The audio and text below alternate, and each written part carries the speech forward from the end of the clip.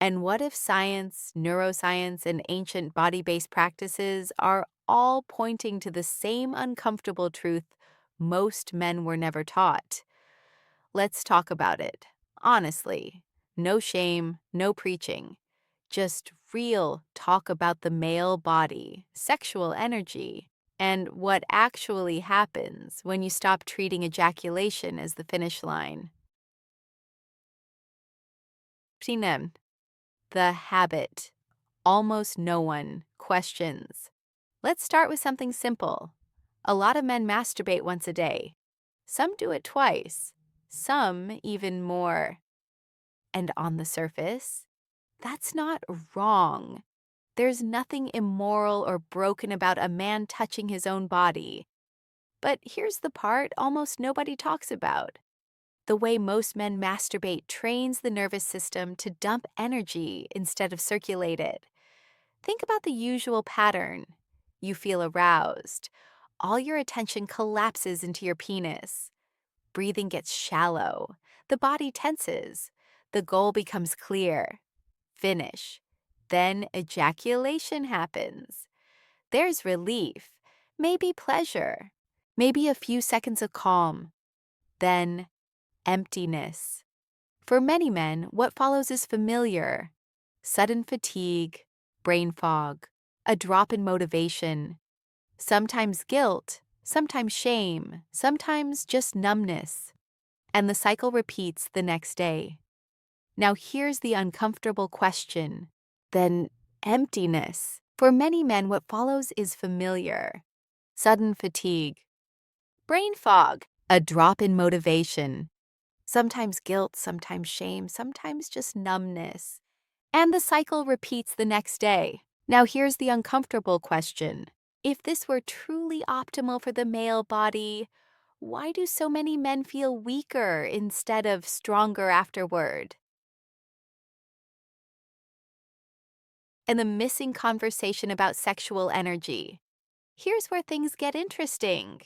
Across cultures, Taoist medicine, Tantra, yoga, even modern neuroscience, sexual arousal is not treated as just an urge. It's treated as energy. Biologically, that energy shows up as increased dopamine, elevated testosterone signaling, heightened nervous system sensitivity, increased blood flow, increased nitric oxide, activation of the sympathetic nervous system. In other words, the body is preparing for action, creation, expansion. But modern male sexuality trains one habit: build energy, eject it, crash. No circulation, no integration, no distribution through the nervous system. Just release. And when energy has only one exit, it always leaves the same way. Why guilt and shame don't disappear with age. Here's something most men underestimate. If you grew up hearing things like, good boys don't touch themselves, God is watching, masturbation weakens you, you should feel ashamed. The programming doesn't vanish just because you turn 18. Neuroscience is clear on this. Early emotional conditioning is stored in the body, not just the mind.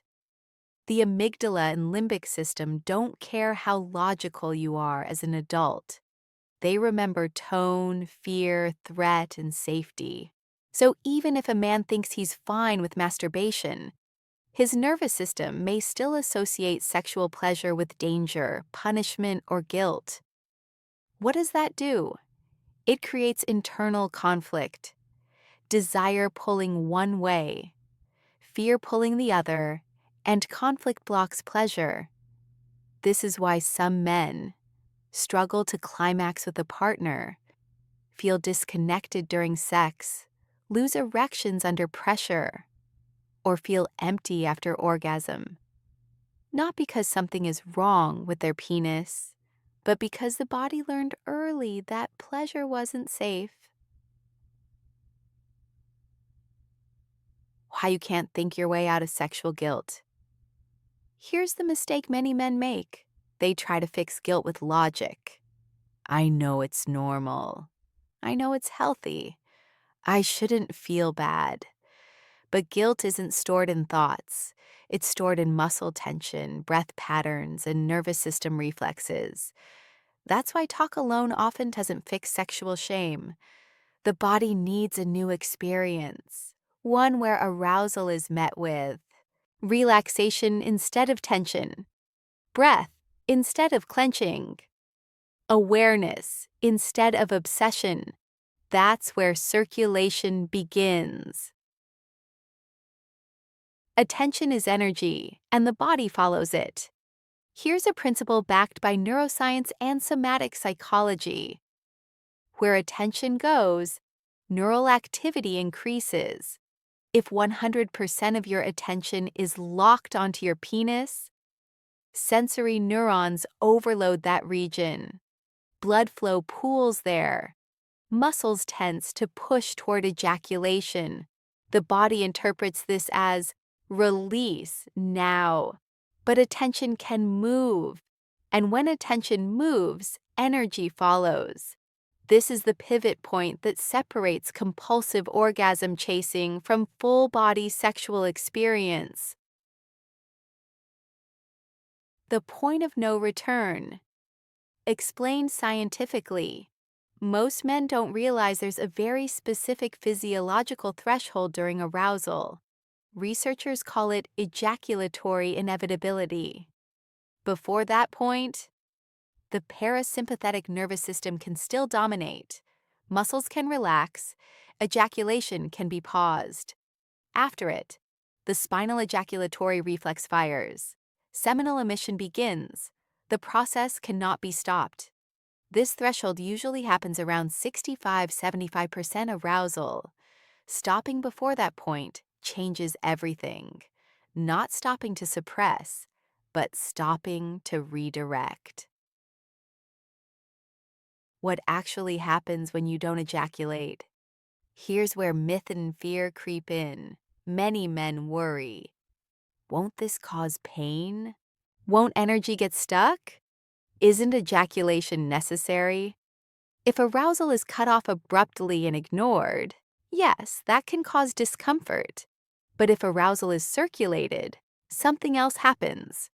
Blood flow redistributes. The nervous system shifts states. Muscle tension releases. This is not repression. It's transformation. The role of breath and why shallow breathing traps energy. During typical masturbation, breathing becomes short and shallow. The chest tightens. The pelvic floor clenches. This locks energy downward. Deep, slow breathing does the opposite. Activates the vagus nerve. Signals safety. Allows energy to move upward. Studies on breathwork show increased heart rate variability, reduced cortisol, greater emotional processing. In simple terms, the body feels safe enough to let sensations travel. Why lying still matters more than you think. Movement directs energy outward. Stillness allows perception inward. When the body lies flat, relaxed, and unmoving, proprioceptive noise drops. Interoceptive awareness increases. The brain begins mapping internal sensations.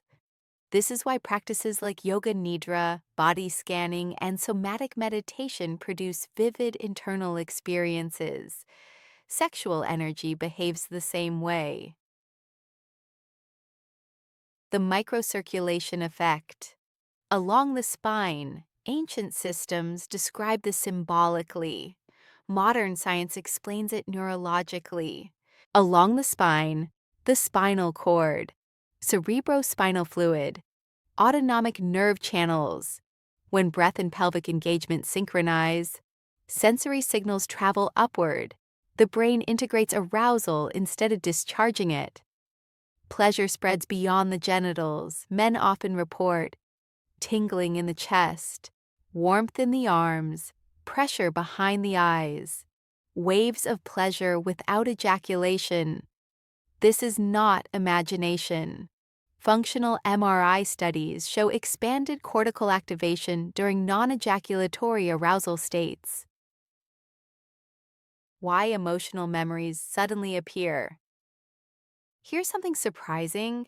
When the body relaxes during high arousal, the brain shifts from goal-oriented circuits to associative memory networks.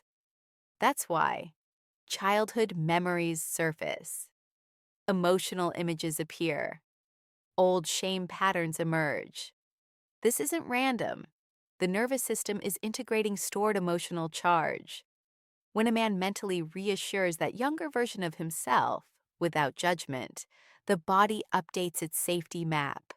This is how emotional healing happens without forcing it. Why this feels different than regular masturbation. After ejaculation, prolactin spikes, dopamine drops. The refractory period begins after circulation. Dopamine remains elevated. The nervous system stays alert but calm. Energy feels distributed. Men often describe feeling clear-headed, grounded, emotionally open, calm yet energized, not drained, not empty, whole. What this changes long-term. When practiced consistently, men report less compulsive masturbation, stronger erections, deeper orgasms when they choose to ejaculate, more presence during partnered sex, reduced shame and anxiety, increased motivation and creativity. Because sexual energy isn't being dumped, it's being used. The bigger picture. Sexual energy is not just about sex, it fuels drive, focus, emotional resilience, confidence. When it's circulated, not expelled, it becomes nourishment. This isn't about quitting masturbation. It's about changing your relationship with it. Final questions to sit with. What if pleasure doesn't have to end in emptiness? What if arousal is something you can explore instead of rush through? What if your body already knows how to heal? If you stop forcing it to finish, try it once, just once, and notice how different you feel afterward. That difference is the signal.